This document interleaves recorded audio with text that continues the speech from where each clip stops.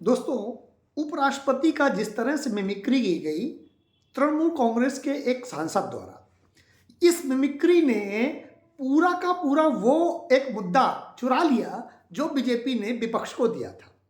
विपक्ष से क्या ये गलती हो गई? 141 सांसदों का निलंबन। इतनी बड़ी घटना होने के बाद विपक्ष ने छोटी सी नासमझी में, थोड़ी सी नादानी में बीजेपी को एक मुद्दा दे दिया। देखिए किस तरह से राजनीति में गोल पोस्ट तुरंत बदल जाता है। बीजेपी को रक्षात्मक होना चाहिए था। राजीव गांधी ने 1989 में 63 सांसदों का निलंबन किया था, 63, और अब उससे दुगने से भी ज्यादा, लेकिन कोई परिचर्चा नहीं। क्यों? क्योंकि मिमिक्री वाला कांड जो उभर कर सामने आया और बीजेपी ने निश्चित बात है उसका राजनीतिक टूल दिया, राजनीतिक लाभ लेने की कोशिश की। और भारतीय जनता पार्टी क्यों ना करे, कोई भी राजनीतिक दल है वो राजनीति करने के लिए ही आया है। अगर क्रिकेट की भाषा में कहें, अगर आप फुल टॉस देंगे और साथ में नो बॉल भी है तो बैट्समैन तो फिर छक्का मारेगा, हिट विकेट नहीं होगा, नो बॉल है, उसे मारना ही है। तो क्या विपक्ष से ये गलती हो गई? मैं मानता हूं विपक्ष से ये गलती हो गई। आज ऐसा मुद्दा था तो मुझे लगा कि अपने YouTube चैनल के लिए भी एक छोटा सा वीडियो आपके लिए उपस्थित करना चाहिए, बताना चाहिए।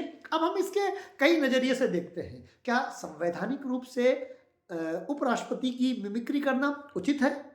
इसका उत्तर कोई भी व्यक्ति जो भारत का संविधान जानता है वो जानता है कि ये कतई उचित नहीं है। भारत के उपराष्ट्रपति का, राष्ट्रपति का पद बहुत ही सम्मानजनक है और पिछले 75 सालों से हमने कभी भी उपराष्ट्रपति और राष्ट्रपति को राजनीतिक टूल के रूप में उपयोग नहीं किया। हालांकि बहुत बार ऐसा हुआ कि उपराष्ट्रपति या राष्ट्रपति ने सरकार की कठपुतली की तरह काम किया। इसमें बहुत सारे उदाहरण हैं। इंदिरा गांधी के समय में ज्ञानी जैल सिंह से लेकर के लंबे समय तक ऐसा रहा जहां राष्ट्रपतियों ने सरकार की यस मैन शो की तरह भूमिका निभाई। फिर भी उस समय के विपक्ष ने कभी भी राष्ट्रपति को या उपराष्ट्रपति को राजनीतिक आंदोलन के रूप में, राजनीतिक टूल के रूप में उपयोग नहीं किया। यह उस समय की विपक्ष की मैं अच्छी बात मानता हूं। वर्तमान में जो ये विपक्ष है इससे गलती हो गई उपराष्ट्रपति की मिमिक्री करके, और उस मिमिक्री का आनंद इस समय विपक्ष को बहुत महंगा पड़ने वाला है। क्योंकि जहां 141 सांसदों के निलंबन के बाद विपक्ष विक्टिम कार्ड खेल सकता था, वहां अब विक्टिम कार्ड सत्ता पक्ष खेल रही है।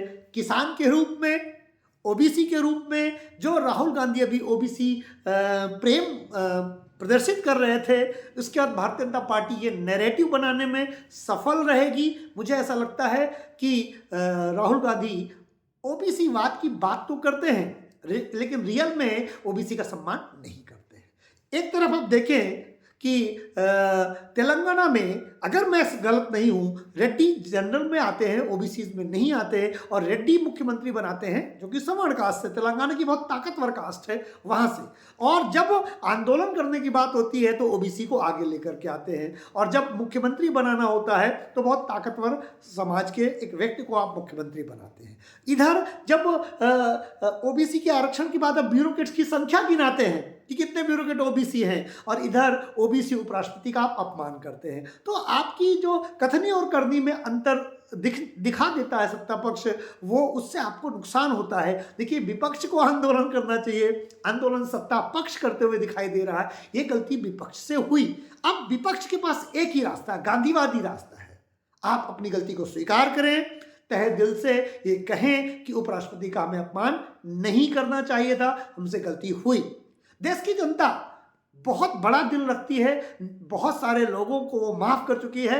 अगर माफ कीजिएगा, इंदिरा गांधी के आपातकाल को अगर वो माफ कर सकती है, दोबारा चुनाव में लेकर के जिता कर लाती है, उससे ज्यादा बड़े बहुमत से लेके आती है। तो जब इंदिरा गांधी के इमरजेंसी लगाने पर 352 इंडियन कॉन्स्टिट्यूशन का आर्टिकल 352 लगाने पर उसे दोबारा चुनाव में सत्ता में लाकर आ सकती, इतनी बड़ी गलती को माफ कर सकती है, तो देश की जनता इस मिमिक्री कांड को भी माफी दे देगी। लेकिन आपको अपना ईगो छोड़ना होगा, अपना अहम का त्याग करना ही होगा, और ये कहना होगा आपसे गलती हुई, आपका इंटेंशन ये नहीं था, और आइंदा आप इस तरह का काम नहीं करेंगे। इस तरह से भारतीय जनता पार्टी के उस नैरेटिव को जो बना रही है, उससे उसका कहीं कुछ काट आप निकाल सकते हैं। वरना भारतीय जनता पार्टी जिस समय जो अभी ओबीसी वाद का जो आपने मिमिक्री करके उसे मुद्दा दिया है, भारतीय जनता पार्टी उसे चुनाव में लेकर के जाने वाली है, उसकी वो तैयारी कर रही है और धनखड़ जी से के पास जाने से लेकर के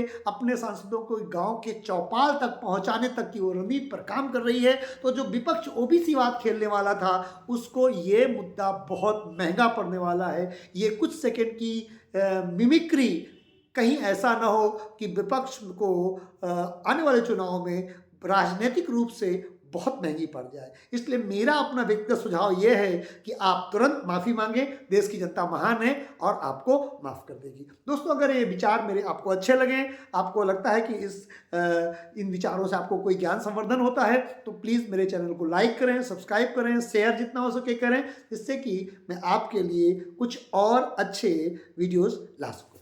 नमस्कार।